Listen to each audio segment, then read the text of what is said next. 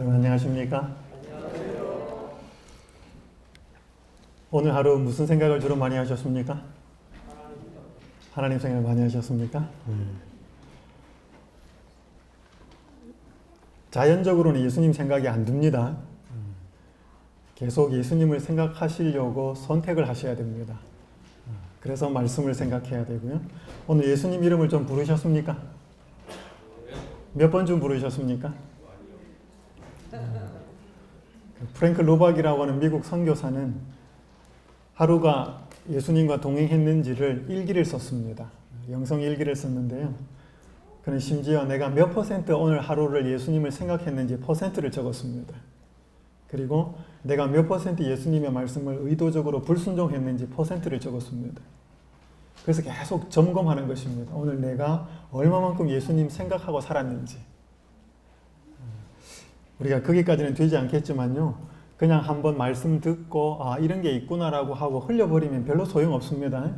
이번 기회를 통해서 내가 말씀을 계속 묵상하면서 생각 속에 말씀을 집어넣고 생각 속에 예수님을 생각하는 하루가 돼야 되고 또 기도로서 그렇게 시작하고 예수님의 이름을 늘 생각 속에 부르면서 그렇게 하루를 생각해야 나중에 이게 이제 습관이 되면 저절로 됩니다. 그렇게 되면 좋겠습니다. 오늘 이 시간에는 또 하나의 방편인 찬양이 어떻게 우리의 생각을 지키는지를 좀 살펴보겠습니다. 영상을 먼저 하나를 좀 보겠습니다. 어미를 애타게 찾는 새끼 낙타. 장양 할아버지가 어미를 데려왔다. 또다시 품으로 파고드는 새끼 낙타. 무슨 이유일까? 어미는 젖주는 것을 계속 거부한다.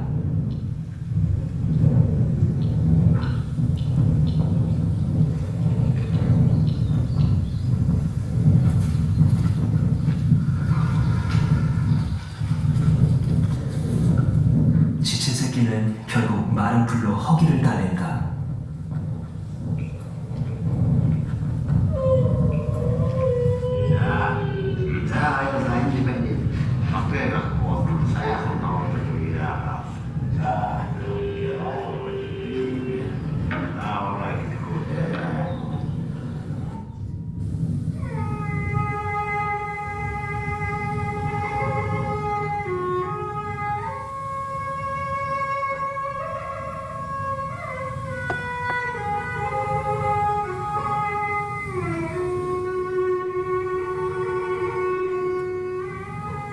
예로부터 유목민들은 어미 낙타가 새끼에게 젖을 물리지 않으면 마두금 연주를 들려주며 어미를 달랬다.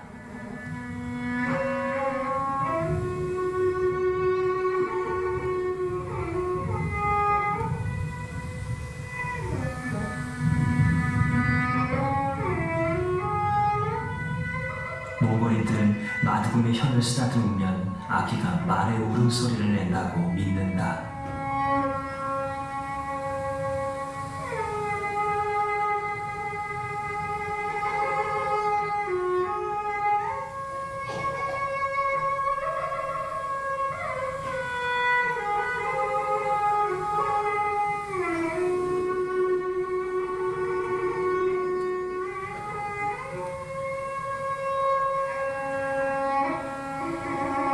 혀에서 울리는 울음소리가 낙타의 아픔을 위로한 것일까?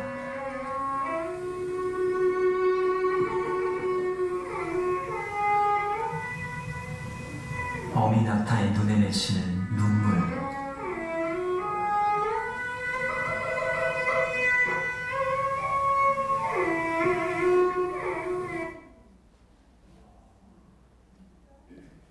영상이 왜 이렇게 잘리죠?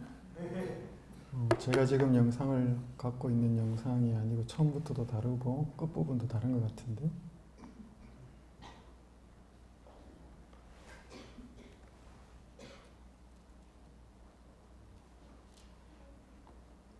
무슨 이유일까?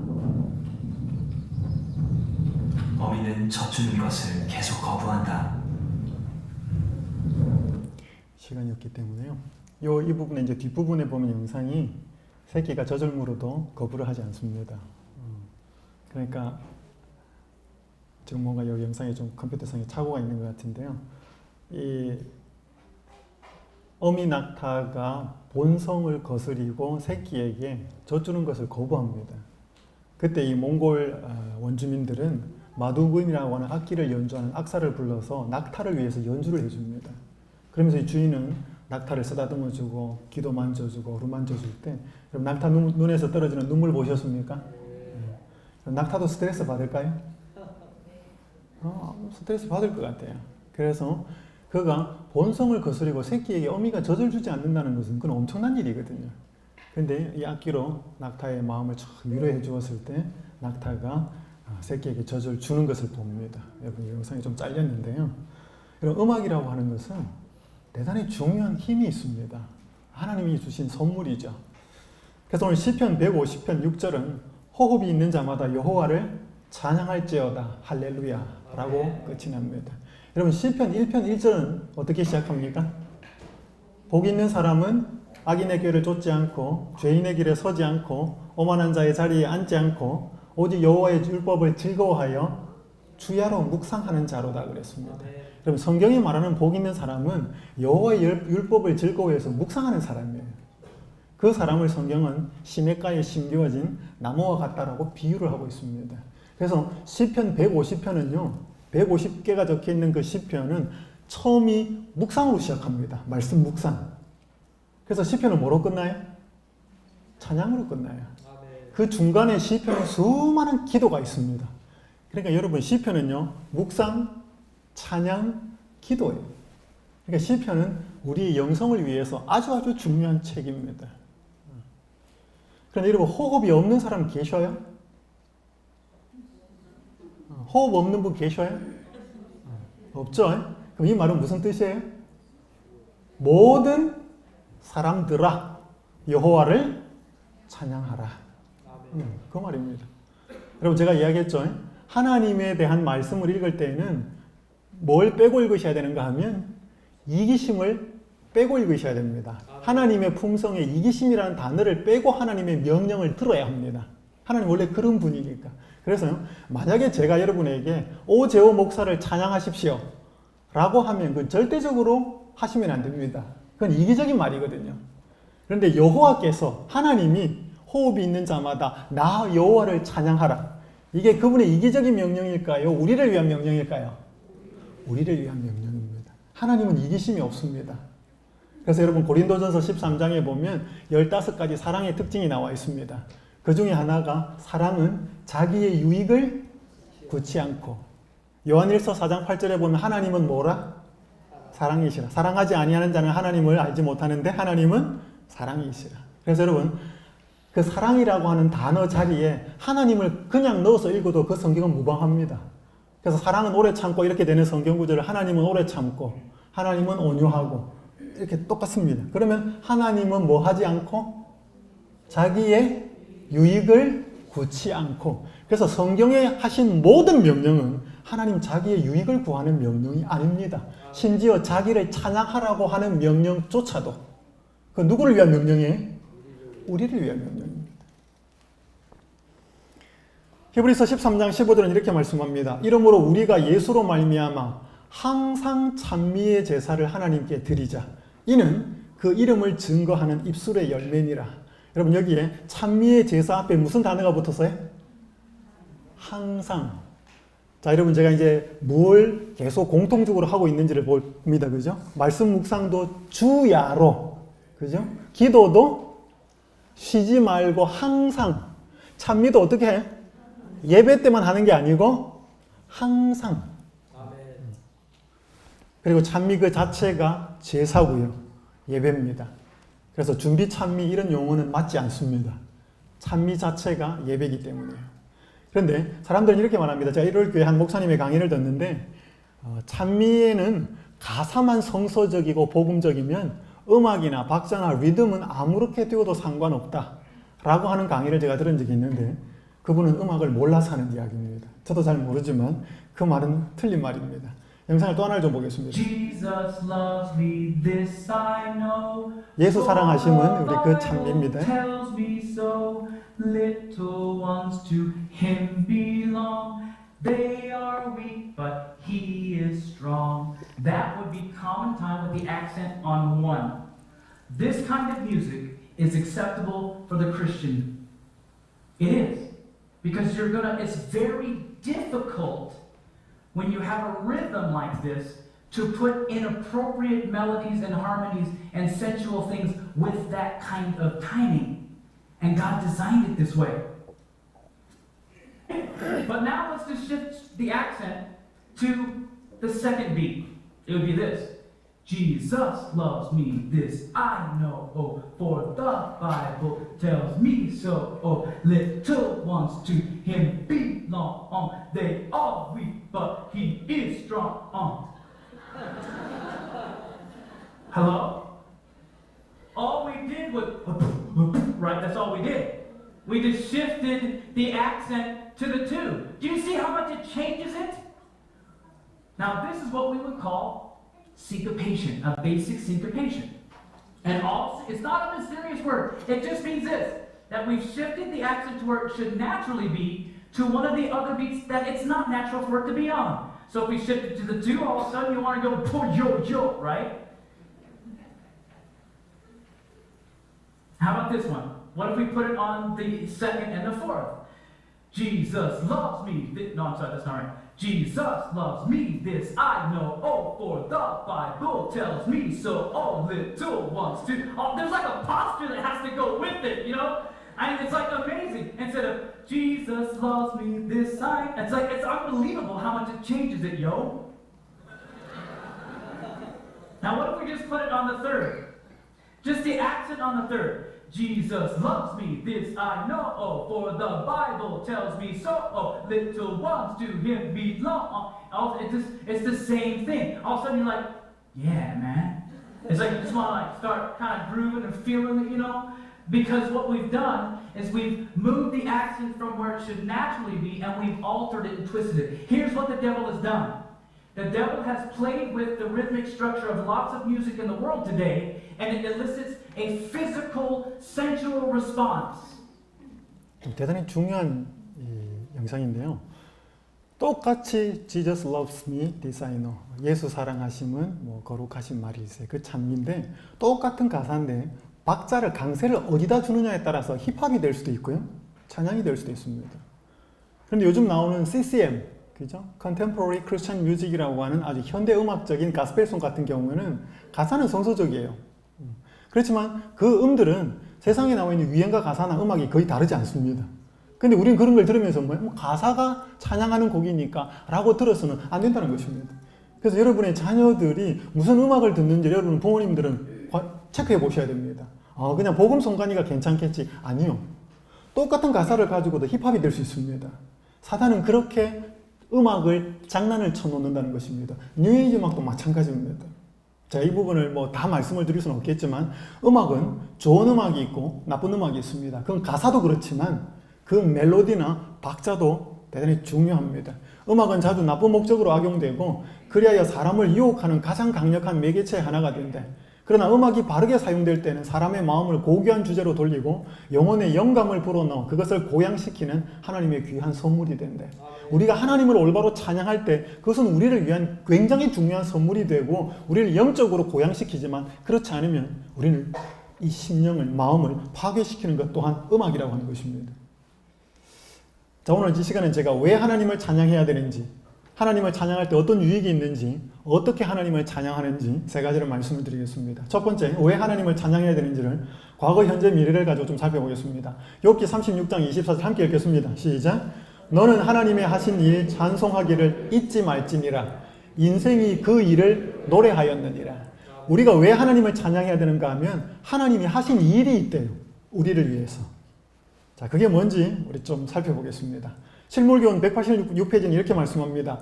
비록 잃어버린 영혼이 단 한 사람뿐이라 할지라도 그리스도께서는 그 한 영혼을 위하여 죽으셨을 것이다. 믿습니까? 이 말이 잘 이해가 안 됐어요. 도대체 이게 무슨 의미일까? 하나님 이 말씀을 좀 잘 이해가 되게 해주십시오. 제가 기도를 했습니다. 하나님 지혜를 주셨습니다. 여러분 이 그림이 하와가 선악과를 따먹고 남편 아담에게 가지고 온 사진입니다. 여러분 이 남편이 이 여자가 아내가 선악과를 따먹고 왔을 때 이 어떤 생각이 들었을까요? 이 여자 죽는다. 여러분 하와가 선악과를 따먹으면 죽는다는 이야기를 누구한테 들었을까요? 하나님한테 들었을까요? 아담이 하나님한테 들었습니다. 그때 여자 어디 있었어요? 안 만들어졌었습니다. 그래서 여자가 만들어지고 나서 아담이 설명했습니다. 그죠? 에덴 동산 구경도 시켜 넣는지 모르겠습니다. 조금 먼저 태어났다고. 그래서 이 여자가 이걸 먹고 가지고 왔을 때 처음 드는 생각은 이 여자가 죽는다는 것이었습니다. 근데 왜 먹었어요? 같이 죽으려고. 맞습니다. 이 여자 없는 세상? 여러분 좀 그거 아시죠? 그래서 여자가 죄를 지은 것은 유혹받은 것이었지만 남자가 죄를 지은 것은 고범죄였습니다. 그렇기 때문에 인류에게 문제가 생긴 것입니다. 자, 가정을 하나 해보겠습니다. 남자가 이때 여자가 가져온 선악과를 안 먹었으면 어떻게 됐을까요? 네? 어떻게 됐을까요? 하와만 죽었겠죠? 그죠? 그리고 하나님은 여자를 새로 만들어 주었을 것입니다. 연애신에 이 말이 있어요. 실제로. 갈비뼈 많잖아요. 또 하나 뽑으면 되니까. 그러면 여자 혼자 죽게 되었다면 예수님은 그 여자를 위해서 무엇 하셨을까요? 이게 제가 지금 드리고자 하는 이야기입니다. 비록 잃어버린 영혼이 단 한 사람뿐이라 할지라도 그리스도께서는 그 한 영혼을 위하여 죽으셨을 것이다. 아멘. 여러분 예수님은 세계 인구가 70억이기 때문에 한 방에 죽어가지고 이 영혼들 다 구원하지 뭐 그게 아니에요. 여러분 하나님과 우리의 관계는 숫자가 아무리 많아도 1대1입니다. 여러분 부모가 자식 여러 키우지만 1대 다수예요. 1대1이에요. 자식이 셋 있는데 둘은 공부도 잘하고 일도 잘하고 똑똑한데 하나가 좀 미리미리하고 이렇게 몸이 좀 안 좋아가지고 아프다가 먼저 죽었어요. 아들, 딸 둘이 그 부모에게 효도하고 아무리 잘해도 그 둘이 잘한다고 해서 이 아이의 채워야 할 부분까지도 부모의 마음이 찰까요? 안 차요. 원래 둘이었으면 괜찮아요. 그러나 셋이었다가 하나가 잘못되고 나서 둘이 아무리 잘해도 이 아이가 채워야 할 부모의 가슴은 안 찹니다. 맞아요? 그래서 부모는 전부 다 아이가 1대1이에요. 여러분 하나님도 우리의 관계는 1대1입니다. 이 세상에 아무도 없는 것처럼 하나님은 우리를 바라보고 계십니다. 모든 사람에게. 그럼 우리의 가치는 한 명뿐이어도 예수님이 십자가에 달려 돌아가셨을 것이면 우리의 가치는 누구 가치예요? 적어도 예수 그리스도의 가치 맞습니까? 옆에 분 한번 보셔요. 한번 이야기 한번 해보셔요. 대단한 분이시네요. 옆에 분 한번 이야기해 보셔. 여러분 옆에 분 계신 분이 누구예요 지금? 예수님하고 동급이에요. 동급. 여러분 성경에 보면요.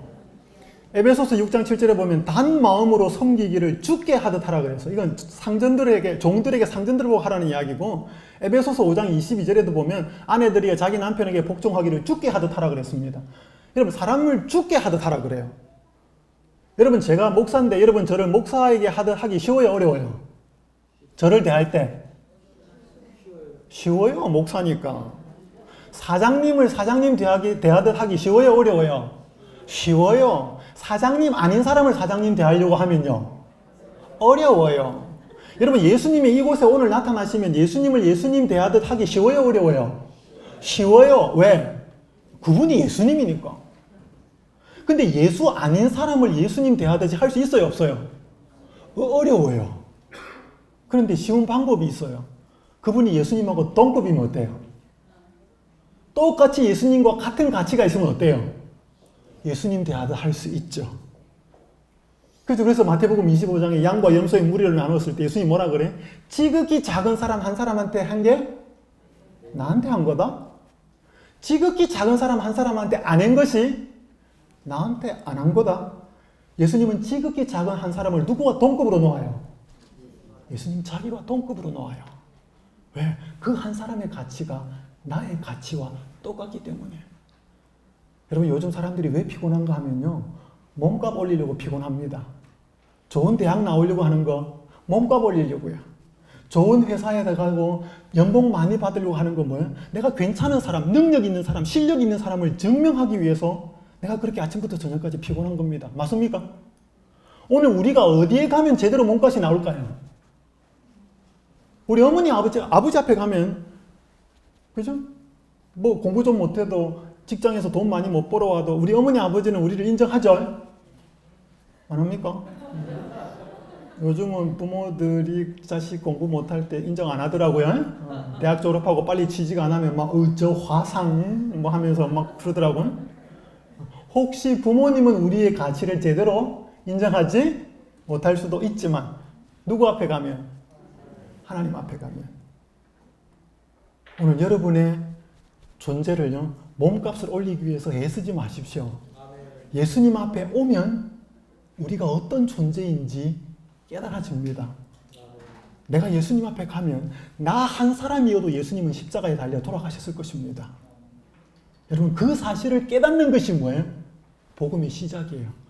그것을 제대로 깨달으면 나를 그렇게 귀하게 여기신 분을 어떻게 찬양하지 않을 수 있겠는가 이 말입니다.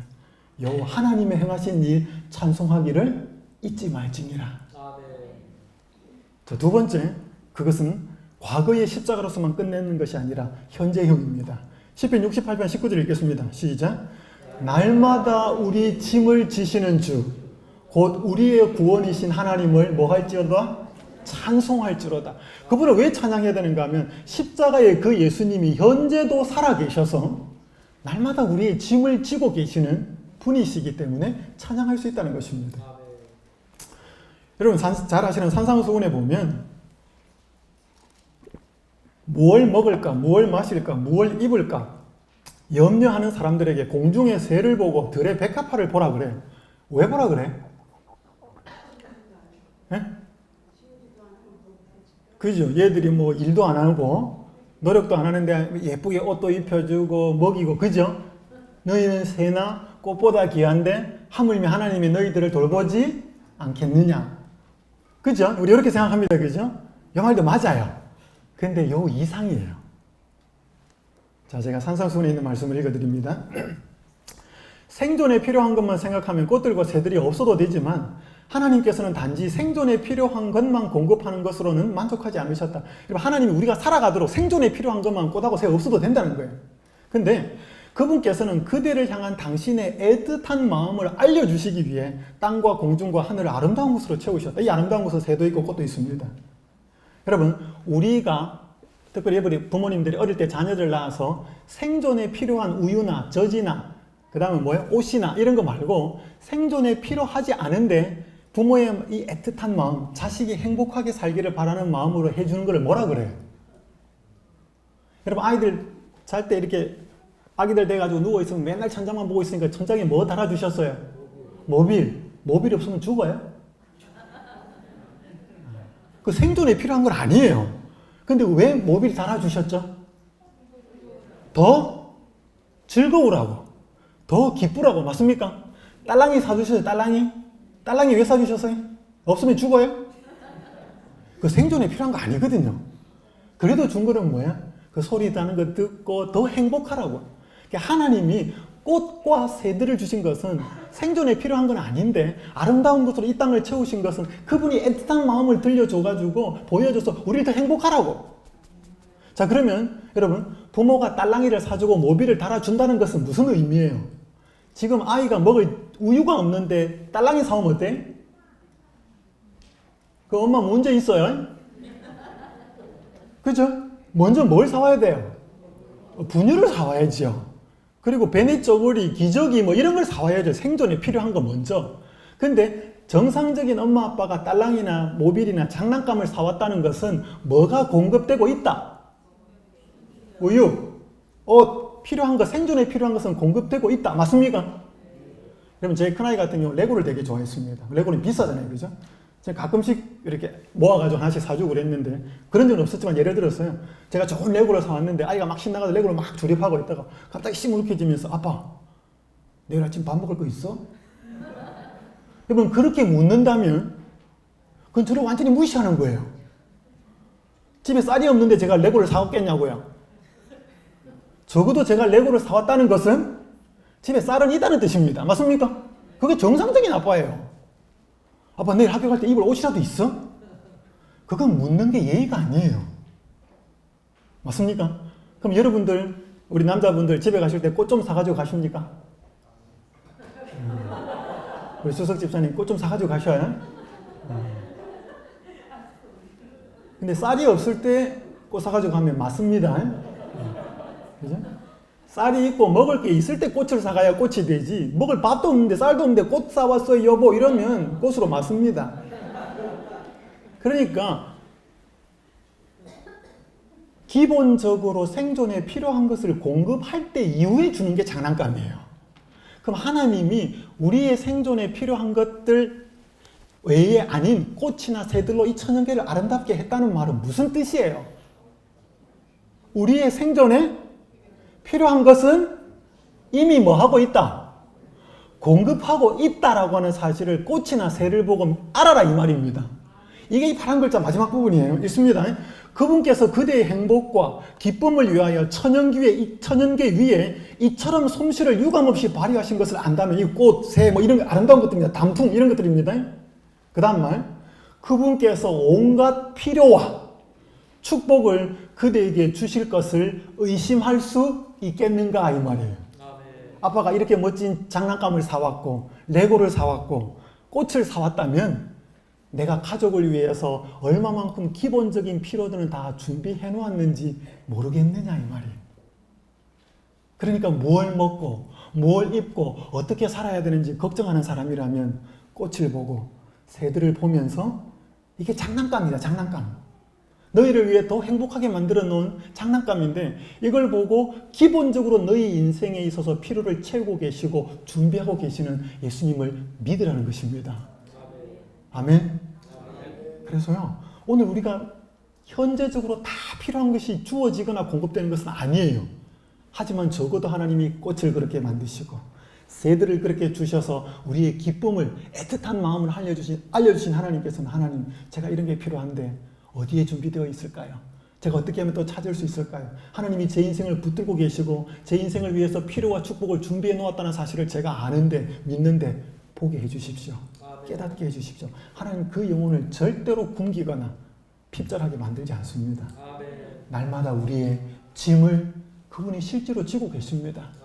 그래서 오늘 여러분의 무거운 짐이 무엇이든지 간에 그게 건강이든지 그게 재물이든지 그게 인간관계에서 가족이든지 오늘 어떤 무거운 짐이라도 그분 앞에 날마다 내려놓을 수 있기를 간절히 바랍니다. 그때 우리는 그 날마다 우리의 짐을 져 주시는 분에게 찬양할 수 있다는 것입니다. 세 번째, 미래입니다. 큰 글자만 읽겠습니다. 시작.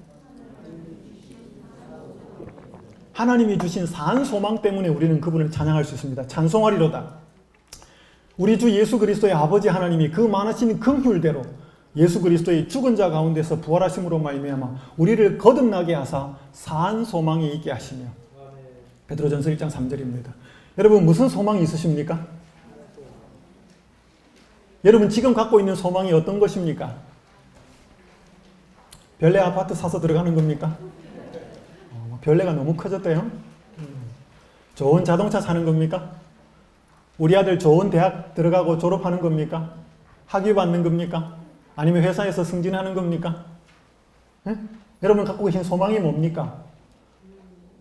여러분 그런 소망은 산 소망 아닙니다. 그거는 예수 그리스도를 죽은 자 가운데서 부활하심으로 말미암아 우리를 거듭나게 하사 생긴 소망이 아니에요.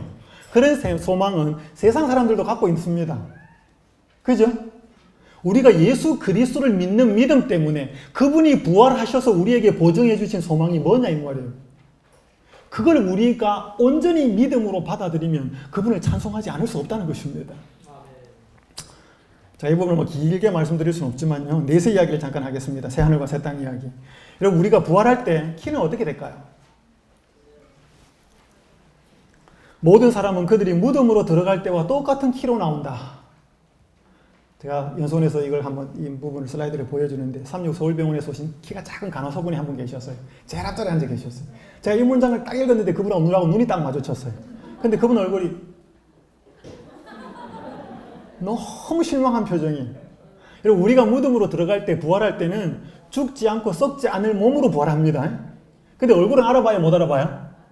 알아봐요. 그래, 우리 가족들, 아버지 혹은 뭐 돌아가신 분들 부활할 때 새롭게 만난다는 소망 가운데 우리가 살잖아요. 근데 전혀 다른 모습으로 부활해 보세요.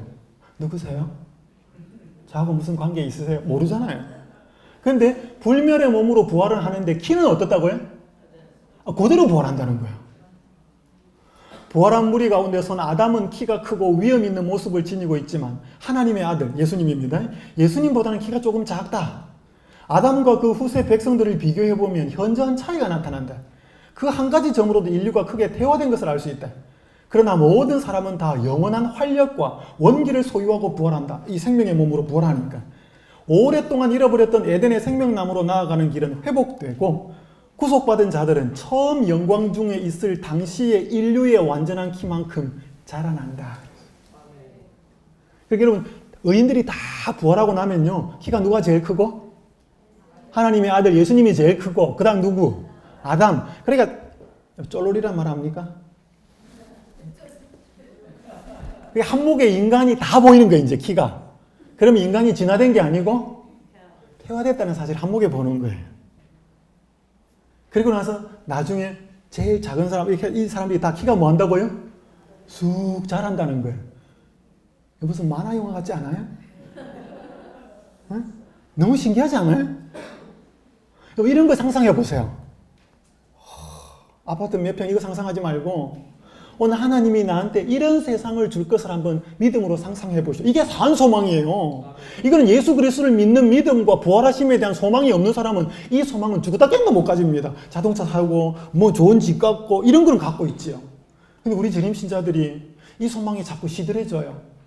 예수님이 잘 안 오실 것 같은지 아니면 잘 이게 지연되는 건지 몰라도 우리 재림 신자들이 자꾸 이 땅의 소망을 자꾸 가지려고 합니다. 세상 사람들처럼. 제가 연수원에 있으면서 그 불온교회라고 그 동정원 앞에 조그만 교회 예식 담임을 합니다. 자주 못 갑니다, 바빠서. 근데 제가 작년 8월 달에 한번 갔는데 설교를 하러 갔습니다. 그 손님이 두 분이 오셨어요. 한 분은 포도를 한 박스 사왔고 한 분은 옥수수를 좀 가지고 오셨어요. 그러니까 미리 집사님이 옥수수를 쪘습니다. 그래서 제가 설교 마치고 이제 식당에서 이렇게 내놓고 옥수수를 먹는데 별로 맛이 없었어요. 그러니까 이제 이 옥수수를 사람들이 먹으면서 다 조용했어요. 말이 없고. 근데 옥수수를 갖고 온 분이 약간 기분이 상했어요. 이상하다. 이 교회 사람들은 왜 옥수수를 먹으면서 아무 맛있다 소리를 안 하지?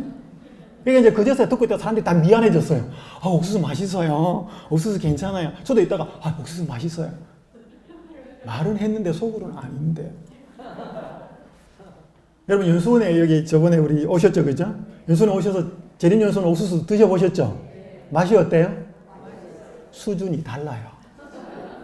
다른데 옥수수랑 재림 연수원 옥수수랑 수준이 달라요. 저도 옥수수 별로 안 좋아했어요. 연수원 가기 전까지는. 근데 연수원에서 옥수수 먹고 나서 딴 데 나가서 먹으면 옥수수가 맛이 없어요. 그래서 제가 입맛만 배려놨어요. 이 옥수수 때문에. 여러분, 우리는 진짜 좋은 맛을 보았으면 덜 좋은 맛의 매력을 못 느껴요. 맞습니까? 네. 옥수수 하나도 그런데 이 세상이 하물며 말하면 무엇하겠습니까? 여러분, 좋은 집 본 사람은 그냥 별로 안 좋은 집에 가면 만족 안 돼요. 좋은 차 타다가 별로 안 좋은 차 타면 만족이 안 돼요. 그래서 사람들이 자꾸 더 좋은 걸 하려고 하는데 여기 보십시오. 성화된 생애 91페이지. 머지않아 본향이 될 더욱 좋은 저 나라의 영광을 명상할 때, 묵상할 때 교만과 세상을 사랑하는 마음은 그 힘을 잃게 될 것이다. 왜 사람들이 여기에서 이거 더 가지려고 교만하고 이 세상을 사랑하는 마음이 더 있는가 하면 더 좋은 게 없어서 더 좋은 걸 못 봐서 그래. 그게 제일 좋은 건 줄 아니까 그걸 가지려고 애를 쓰는 거예요. 엘렌 G 화이트요. 계시를 통해서 초기 문제 보면 하늘을 봅니다. 너무 좋아서 그거 살고 싶다 그랬어요. 아니다. 넌 사명이 있으니까 가서 사명을 완수하고 오면 여기 주겠다 그랬습니다. 근데 엘렌 G 화이트 와가지고 맨날 며칠 울었다 그랬어요. 왜 울었는지 아세요? 이 세상이 너무 어두워서 울었다 그랬어요. 왜? 그게 너무너무 밝았다는 거예요. 너무너무 아름다웠다는 거예요. 거기에서 비화가 여기를 보니까 너무너무 어둡더라는 거예요. 여러분 우리 인공위성에서 북한하고 남한하고 사진 찍어놓은 거 보면 어때요? 북한은 어두워요. 왜? 전력이 별로 없으니까. 어두운 거하고 밝은 거가 확 드러나요. 근데 이 세상에 아무리 밝고 좋은 것도 어디하고 비교하면 예수님이 주고자 하는 새하늘과 새 땅에 비교하면 여기는 아무것도 아닙니다. 그러니까 자꾸 여기를 뭐예요? 여러분 이게 불교식 비움과 성경식 비움의 차이예요. 불교는 그냥 비우라는 거예요. 그거 겉대니까. 성경은요, 더 좋은 것, 영원한 것, 하나님이 주실 것을 계속 내 마음과 생각 속에 채워서 이 세상 것은 거기에 비하면 아무것도 아니지. 내가 이것 얻으려고 이거 포기하겠어? 참, 이렇게 되는 것입니다. 그러니까 이게 억울하고 분하고 해서 아이고 이것 때문에 안식일 때문에 이게 아닙니다. 이 위에서 뭐예요? 전혀 그것이 억울하고 분하지 않고 이 세상에 손해보고 사는 것을 전혀 손해보지 않는다라고 느껴야 그게 뭐예요? 제대로 된 재림신앙이에요. 마태복음 13장에 그 밭 하나를 보고 보화를 발견한 사람이 여러분 그 밭을 사려고 할 때 아이고 아까워라 이 밭을 어떻게 사야 되나 그랬을까요? 가진 모든 것을 깡그리 쏟아부어서 그 밭을 사려고 했어요. 이유는요. 그 밭에 있는 보화 때문에. 그럼 이게 재림신앙입니다. 그래서 우리에게 주시는 그 산 소망을 온전히 깨닫는 사람들은 뭐 하지 않을 수 없다? 찬양하지 않을 수 없다. 제가 세 가지 말씀드렸습니다. 과거, 현재, 미래. 십자가에서 이루신 그분의 놀라운 사랑으로 인해서 우리의 몸과 우리의 존재를 가치를 어떻게 격상시켜 놓았고 온전하게 만들어 놓았는지 그거. 날마다 우리의 짐을 지시는 그 예수님. 우리에게 이 세상 소망이 아니라 산 소망을 주신 그분을 알면 알수록 우리는 그분을 찬양하게 됩니다. 어떻게 찬양할까요? 찬양할 때 이르러온 축복의 문제에서 먼저 살펴보겠습니다. 여러분 큰 글자만 읽겠습니다. 시작. 여러분 찬양을 하면 하늘 분위기에 물들게 됩니다. 여기 네 생물과 24장로들이 새 노래를 부르고요. 많은 천사들이 죽임을 당하신 어린 양이 능력과 부와 지혜와 힘과 존귀와 영광과 찬송을 받으시기에 합당하도다라고 찬양을 하고 노래를 합니다. 도표를 그리면 이렇습니다. 보좌가 있고요. 보좌 주위에 네 생물, 24장로, 천군 천사. 하늘은 뭐, 이 하늘에서 이 사람들 뭐 하는가 하면 이 존재들이 찬양합니다. 이 존재들이 보좌에 가까워지면 가까워질수록 찬양하는 내용이 심플해집니다. 이사야 6장에 보면 이 네 생물들은 뭐라고밖에 찬양 안 해요? 거룩하다, 거룩하다, 거룩하다. 여러분, 진짜 존재를 만나면요. 뭐, 미사오고 그런 거 없습니다. 그거 붙여봐야 태양 앞에 촛불입니다. 심플해집니다. 교육 161페이지. 찬양의 선율은 어디의 분위기이다? 여러분 가정이 하늘의 분위기를 천국의 분위기를 맛보기 원하십니까? 찬양하십시오. 부부끼리 찬양하고 악기 연주할 수 있으면 악기 연주하고 부모 자식 간에 찬양하고 여러분이 이 태능교회가 천국의 분위기가 나기를 원하는 하늘의 분위기가 나기를 원하는 곳이 되기를 원하십니까? 찬양하십시오. 모여서 집사님들 모여서 찬양하고 여집사님 모여서 찬양하고 장로님들 모여서 찬양하고 서로 찬양할 때 이 교회는 하늘의 분위기가 나타날 것입니다. 두 번째 큰 글자 읽겠습니다. 시작. 하나님과 산 연결을 이루게 됩니다. 흥망성쇠의 변화무쌍한 일생을 보내는 동안 다윗은 노래를 통하여 뭐를? 하늘과 교통을 유지하였다. 여러분 다윗같이 인생이 파란만장했던 사람은 별로 없습니다. 그는 왕의 궁정에 있으면서 제왕의 책임이 무엇인지를 볼 수 있었다. 그는 사울의 영혼을 괴롭히는 유혹들을 발견하였고 이스라엘의 처음 왕의 품성과 행동 속에 숨겨진 것들을 꿰뚫어 볼 수 있었다. 그는 어두운 슬픔의 구름에 그늘진 왕의 영광을 보았고 사울의 가족이 저희 사생활에 있어서 행복과는 거리가 먼 것을 알았다. 여러분 사울이 이제 완전히 이 미친 짓을 할 때, 또라이 짓을 할 때 다윗이 이제 음악 힐링하기 위해서 이제 도교에서 갔습니다. 그러니까 이때는 이 다윗이 왕으로서 왕이 되겠다는 차기 왕으로 기름 부음을 받은 상태예요. 가서 보니까 사울이 행복해 보여요? 안 행복해 보여요? 사울의 가족이 행복해 보여요? 안 행복해 보여요? 안 행복해 보여. 야, 이거 내가 왕 해야 될까? 여러분, 대통령 행복할까요? 저는 한 가지 궁금한 게 아직도 안 풀리는 게 있습니다. 박근혜 대통령은 집무 시간이 끝나고 나면 뭐 할까? 관저에 들어가면 누구랑 이야기할까? 여러분 옛날에 남자 대통령은 부인이라도 있잖아요. 그래서 뭐 장관이나 국회의원이나 국민들이 막 욕하고 뭐라 그러면 뭐예요? 장관이 지가 그럴 수 있어? 뭐 자기 부인한테 틀어놓고 욕하든지 어때든지 스트레스는 풀 수 있잖아요. 근데 박근혜 대통령은 누구한테 이야기할까? 친구 있을까요? 박근혜 대통령 친구도 없어요. 넘버 2도 안 키운다니까. 외로울 것 같아요. 그러면 사울의 그 왕의 궁정에서 다윗은 왕이나 왕의 가족이 행복하지 않은 걸 보았다 그랬어요. 여기 보십시오. 이 모든 일이 이스라엘 백성을 다스릴 왕으로 기름 부음을 받은 그의 생각을 혼란시킨 것들이었다. 그죠? 그래서 사람들은 왕 하려고 그래 자꾸 대통령.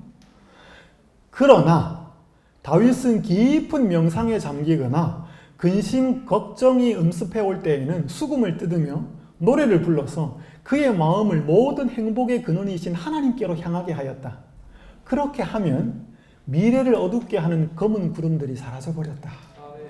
여러분 이게 찬양의 파워입니다. 마음에 검은 구름이 꽉 끼어있고 기분이 꿀꿀할 때 뭐예요? 수금을 쫙 연주하면서 찬양을 하면 그의 마음속에 어두운 생각들이 다 사라져버렸다. 그래서 여러분 찬양은 기쁠 때도 해야 되지만 슬플 때도 하는 것입니다. 그러면 우리의 마음속에 부정적인 생각을 사라지게 하는 것이 찬양의 힘입니다. 비슷한 이야기가 실망을 물리치게 합니다. 찬양과 감사를 노래로서 표현하자. 시험을 받을 때는 우리는 감정을 말로서 나타내는 대신에 믿음으로 감사의 노래를 하나님께 드리자. 빨간 글자 읽겠습니다. 시작. 노래는 우리가 실망을 물리치기 위하여 언제나 사용할 수 있는 무기이다. 여러분 예수님이 시험 받을 때 사단에게 시험 받을 때 사용하신 무기가 뭐예요? 기록되었으되. 말씀도 무기예요? 무기. 그럼 기도도 무기예요? 기도도 무기예요. 찬양도 무기예요? 찬양도 무기라는 사실을 이제 여러분이 아셔야 합니다. 여기 2014년 작년 4월 21일자 신문 나우뉴스라고 하는 기사인데요. 아틀란타, 미국 조지아의 아틀란타에 있는 유괴된 뒤에 3시간 동안 찬송가를 불러서 풀려난 10살짜리 소년에 대한 기사입니다. 이게 윌리 마이렉이라는 친구가 누구한테 납치가 된 거예요, 유괴. 그래서 한 사람이 차에 태우고 막 가는데요. 이 아이는 전혀 당황하지 않고 3시간 동안 찬양을 했어요. 10살.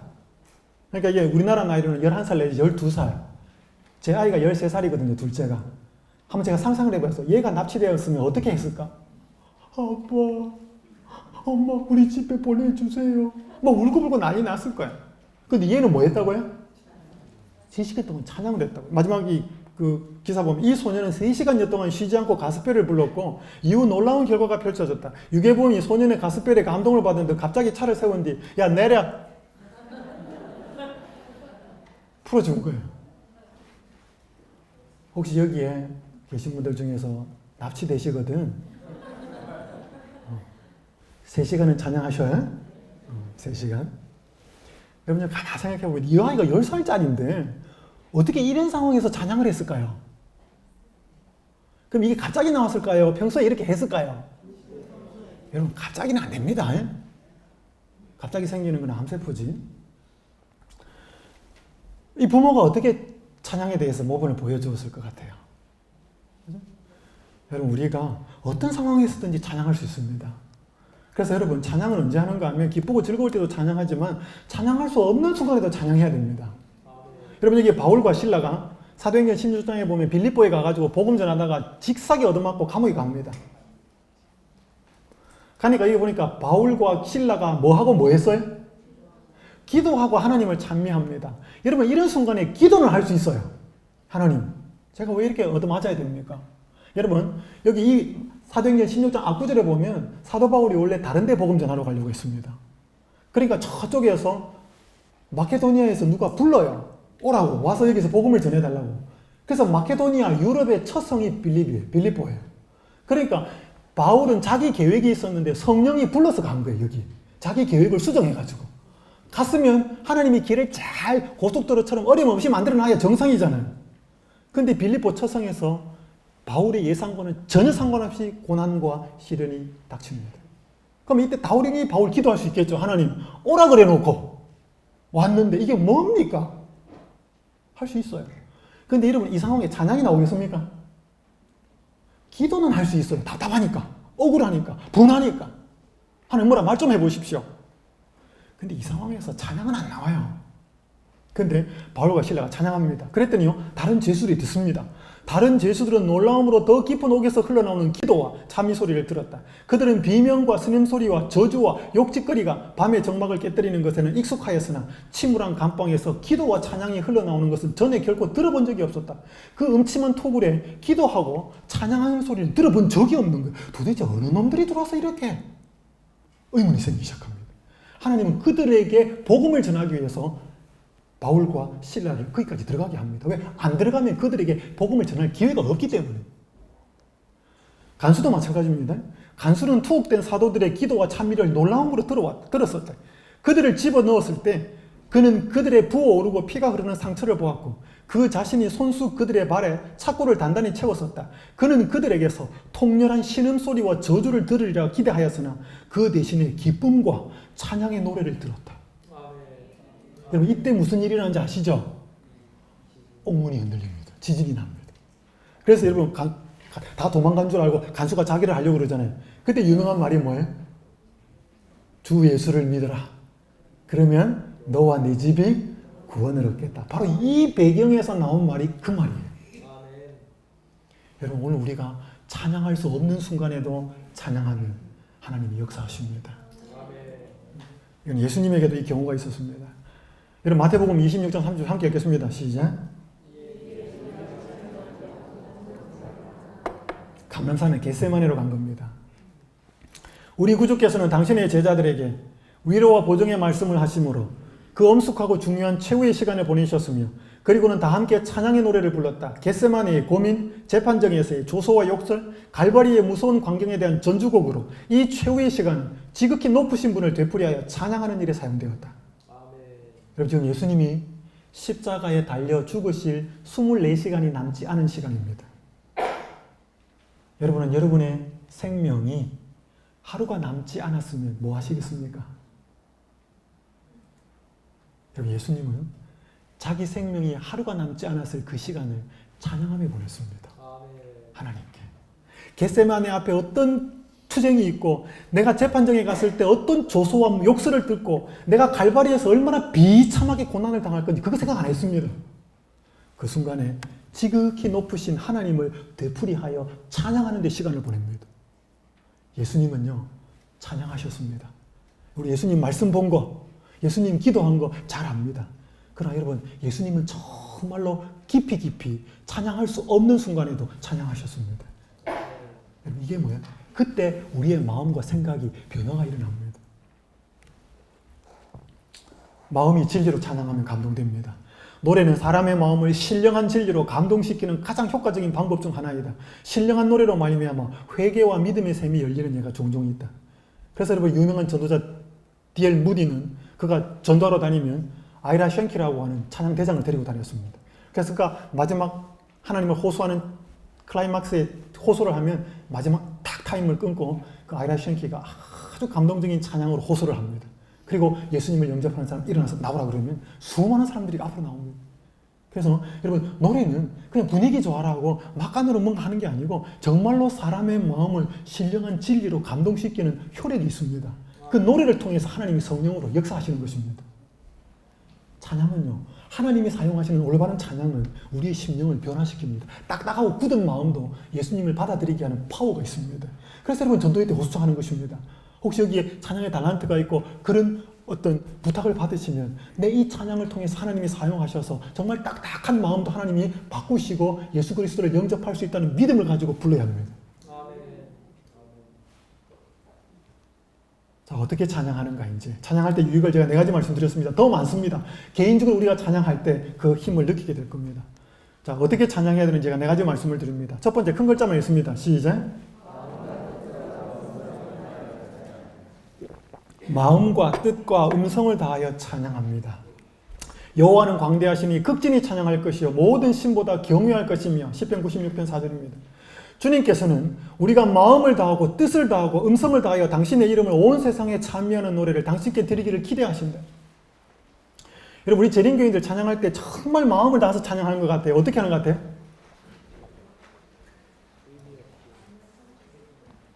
찬미한다 그러면 또 그 성경책 펴요. 우리가 찬양할 때 자세를 바꿔야 됩니다. 노래 못해도 괜찮습니다. 성악가 안 나와도 괜찮습니다. 그러나 온 마음과 뜻과 마음을 다해서 찬양해야 됩니다. 여러분 이 공통점이 뭡니까? K-pop 스타, 위대한 탄생, 팝밴드, The Voice of Korea, 슈퍼스타 K6 이 뭡니까? 이 뭐 하는 프로그램이에요? 오디션 프로그램이에요. 이거 서바이벌 프로그램입니다. 여러분 여기에서 노래 불러가지고 심사위원들 체크하고 방청객들 이 모바일 이거 받아가지고 한 명씩 탁탁 잘라냅니다. 여러분 이 사람들 노래 어떻게 부르던가요? 진짜 들으면요 온몸에 소름이 끼칠 정도로 그렇게 열렬히 합니다. 제가 군대에서요 대학가요제 예선에서 떨어진 친구가 왔어요. 예선에서요. 본선도 아니고. 근데 걔 기타 치면서 노래 탁 부르면요 진짜 입에서 오빠 소리 나왔다니까요. 제가 속으로 생각했습니다. 야 대학 가요제 본선에 가는 애들은 어떤 애들이야? 얘는 예선에서 떨어졌다는데? 진짜 라이브로 들으면 그게 반합니다. 그래서요 오늘 우리가 인간들이 자기가 먹고 살기 위해서 이렇게 온몸으로 온 마음으로 온 정성을 다해 찬양하는데 우리 여호와를 찬양하는데 너무 매가리 없이 하는 거예요. 이제 이걸 배웠으니까 이제 내일부터 찬양할 때는 좀 달라질 수 있겠습니까? 자, 두 번째 중요한 것이 있습니다. 큰 글자만 읽겠습니다. 시작. 가사의 뜻을 이해하며 찬양해야 됩니다. 나의 나그네 된 집에서 주의 율례가 나의 노래가 되었나니라. 시편 119편 154절인데 여러분 시편은 대부분 찬양곡들입니다. 그 당시 예배 때. 그러니까 주의 율례가 율법이 나의 노래가 되었다는 거예요. 여러분 성경에 많은 찬양곡들은 그게 자체가 하나님의 말씀이에요. 그리고 여러분 찬미가든지 복음송가든지 그걸 작곡한 사람들은 작사한 사람들은 뭔가 그들의 그 영혼 경험 속에서 깊이 고뇌하고 기도하면서 쓴 그 가사가 의미 있는 것들을 그러니까 찬양을 할 때 그 의미를 생각하고 불러야 돼요. 저 먼 언덕 위에 우뚝 솟아있는 낡고 거칠은 십자가는 우리가 그렇게 입으로 십자가 저 먼 언덕에 십자가를 찬양을 하는 노래를 부르면 우리 생각은 어디가 있어야 돼요? 거기 십자가를 생각하면서 찬양을 해야 돼요. 전화 올 때 됐는데 오늘 내가 지금 뭐 해야 되는데 입으로는 찬양하는데 머리로는 같이 찬양 안 해요. 여러분 그건 올바른 찬양 방법이 아닙니다. 찬미의 참뜻을 이해하고 우러나는 심정으로 노래 부를 때 하늘의 음악가들도 그 곡조에 맞추어 감사의 찬송을 함께 부른다. 여러분 우리 예배 드릴 때 이 자리에 보이지 않는 존재들도 참석할까요? 어떻게 알아요? 마태복음 18장에 주의 이름으로 모이는 곳에는 두세 사람이 모여도 내가 그곳에 함께 있겠다 그랬죠. 하나님 오는데 천사들 안 따라올까요?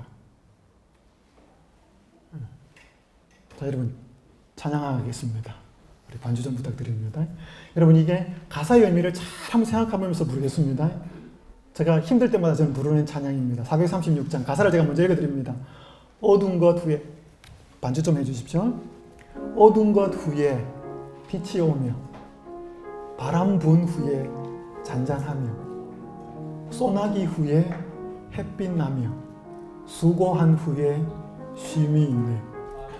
연약한 후에 강건하며 해로운 후에 유익 있고 눈물 난 후에 찬송하며 씨 뿌린 후에 추수되네. 고생한 후에 평안하며 슬퍼한 후에 기쁨 있고 멀게 된 후에 가까우며 외로운 후에 사랑이 있네. 고통한 후에 안락 오며 죽음 후에는 삶이 있고 십자가 후에 승리하니 이러한 길이 참 길일세. 오늘 대부분 우리들이 힘들어하는 이유는요 내가 겪고 있는 이 고난과 시련이 영원히 지속될 것 같아요. 안 끝날 것 같은 두려움이 생겨요. 그러나 이 찬미가 가사는 뭐라 그래? 어두운 게 있으면 반드시 빛이 올 거다. 바람이 부는 것이 상황이면 잔잔할 때가 올 거다. 수고한 후에는 쉼이 있고 소나기가 퍼부은 다음에는 반드시 햇빛이 날 거다. 오늘 우리 인생이 계속 이렇게 힘들지만은 않을 것이라는 것입니다. 믿음으로 우리 이 찬미를 함께 불러보겠습니다.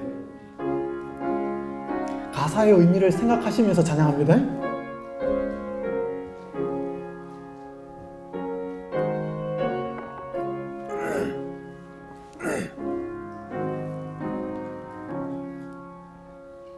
어두운 곳 후에 빛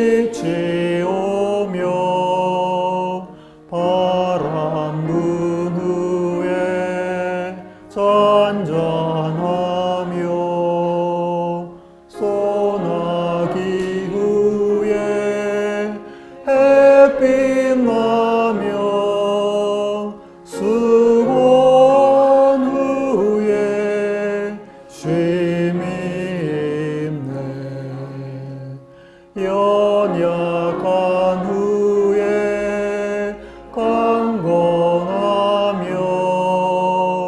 애로운 후에 유익 있고 눈물 난 후에 찬송하며 씨 뿌린 후에 추수되네. 고생한 후에 평안하며 슬퍼한 후에 기쁨이고 멀게 된 후에 가까우며 외로운 후에 사랑이 있네. 고통한 후에 안락오며 죽음 후에는 삶이 있고 십자가 후에 승리하니 이러한 길이 참 길일세. 아멘. 그럼 제가 연수원에 가고 나서 제일 많이 달라진 게 혼자 찬미를 하게 되었다는 것입니다. 힘들고 울적하고 답답할 때 혼자 사무실에서 제가 찬양합니다. 그러면 때때로 눈물도 나고요. 막 가슴이 벅차기도 하고요. 하나님이 진짜 저와 함께 하신다는 사실이 깨달아집니다. 여러분 특별히 힘들고 낙심될 때 분노가 치밀어 오르고 머리가 복잡해질 때 찬양해 보십시오. 정말로 다윗의 마음이 그 그늘진 생각으로 있던 것이 샥 사라지는 것처럼 사라져요. 그래 경험해 봐야 됩니다. 자, 그래서 아까 살펴본 것처럼 찬양은 어떻게 하냐면 수시로 해야 됩니다. 항상 시도 때도 없이 기쁨은 기쁜 대로, 슬픔은 슬픈 대로 항상 찬미의 제사를 드리자. 그래서 시편 119편 164절은 내가 하루 7번 주를 찬양하는, 7번은 세븐을 이야기하는 것이라 이 완전한 수를 이야기하시는 겁니다. 자, 이제 마지막입니다. 새 노래로 찬양하라. 여러분 새 노래로 찬양하라는 말이 뭐예요? 옛날 노래는 부르지 말고 신곡으로 부르라는 거예요? 옛날 노래 다 집어치우고 새로 나온 노래? CCM? 여러분 이게 구원받은 사람들은 다 무슨 노래를 부른다 그래요? 어린 양의 노래, 모세의 노래, 경험의 노래를 부른다 그러잖아요. 그죠? 여러분 경험의 노래가 뭐냐면 실현 당해 보셨습니까? 말하기 좀 쑥스럽습니까? 사랑을 할 때는 시인이 되지만 정말 시인이 되려면 그 실현을 당해보라는 말이 있습니다. 그때는 모든 것이 힘든데 그래서 이제 뭐 잘 안 되어서 이렇게 터벅터벅 집으로 오는데 버스를 탔든지 뭐 이렇게 오는데 실현당한 유행가가 쫙 흘러나와요. 그럼 평소에 그 관심도 없었어. 근데 그때는 그 유행가가 쭉 흘러 들어오는 그 귀에 들어오는 내용이 다 누구 이야기 같아요? 내 이야기 같아 그게. 그때 그 노래는 이론이 아니라 내 경험의 노래가 되는 거예요. 구원받은 모든 사람들은 그런 노래가 있다는 거예요. 그래서 여러분 모세의 노래를 우리가 경험할 수 있어요? 없어요? 홍해를 건넌, 우리는 홍해 안 건넜거든요. 홍해를 건너보고 나서 미리암이 모세가 작사 작곡하고 미리암이 춤추면서 부른 노래는 그 백성들이 경험한 노래죠. 그럼 우리도 그런 노래가 있어야 된다는 거예요. 여러분 제가 훈련소에서 안식일을 지키겠다고 해서 안식일을 못 지키고 참 힘들었습니다. 한 안식일에 찾아갔다가 또 중대장이 화를 내면서 너는 내 명령이 떨어질 때까지 단독군장을 하고 철모 쓰고 단지차고 총원자를 들고 연병장을 내 명령이 떨어질 때까지 너는 돈다. 그게 7월달이었거든요. 제가 3시간, 4시간 땀을 피치피치 흘리며 혼자 돌았습니다. 얼마나 마음도 울적하고 힘도 들고 목도 마르고. 저도 모르게 제 입에서 찬미가 나왔습니다. 주여 어린 사슴이 목이 가라요. 저도 모르게 너무 목이 말라서 그 찬미가 나온 거예요. 이 438장이. 그때 저쪽에 있는 한 훈련병 친구가 수통에 물을 들고 쫓아오는 거예요. 저한테 쫓아가서 야 바꿔. 그래서 제 빈 수통 주고 그 수통 받았다니까요. 그냥 마시고 붓고 금방 떨어져요. 두 번째는 의도적으로 불렀습니다. 주여. 그러니까 또 저 친구가 한쪽에 물통 갖고 오는 거예요. 그렇게 3명이 물통에 물을 채워서 갖고 오는 거예요. 4번째 친구는요, 바게스를 들고 오더라고요. 여러분, 저는 그 안식일 날 너무 힘들었거든요. 아니, 하나님 그 중대장 마음 살짝 좀 돌려줘서, 그래, 너 안식일 교인이냐? 그럼 훈련 받지 말고 저 성경책 봐. 뭐 그렇게 좀 해주면 얼마나 간단해요, 하나님은. 왜 그렇게 안 해주시나? 하나님 정말 살아계시나? 내 기도 들으시나? 가슴이 답답했어요. 그때 제가 목마른 거는 이 육신의 목도 말랐지만 제 영혼의 갈증이 있었습니다. 근데 그 하나님이요. 그날 제 입에서 우연히 나온 것은 아니겠지만 제 입에서 나온 이 찬미가의 그 가사를 듣고 하나님께서는 저에게 물을 공급해 주셨습니다. 그때 물은 H2O 물만 아니고 내가 너를 보고 있다. 내가 너를 알고 있다.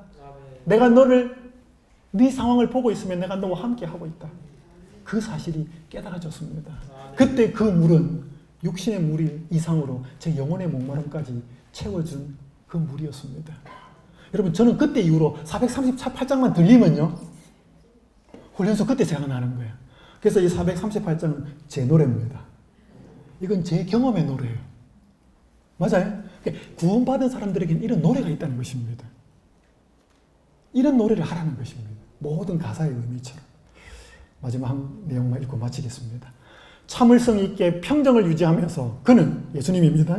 예수님은 비웃는 자들, 조롱하는 자들, 그리고 목공소에서 함께 일하는 같은 일꾼들의 기롱을 받아들였다. 그는 화를 내면서 응수하지 않고 다윗의 아름다운 시편 중에 하나를 노래하기 시작하셨다.